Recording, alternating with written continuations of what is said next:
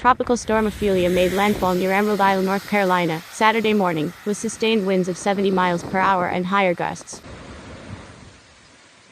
Flooding, rainfall, storm surge, and gusty winds continue to impact the Carolinas through the mid-Atlantic this weekend.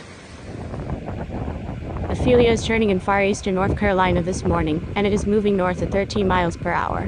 Winds have come down a bit since landfall, with 65 miles per hour sustained winds, with higher gusts. More than 42,000 people are without power in North Carolina, with almost 14,000 without power in Virginia.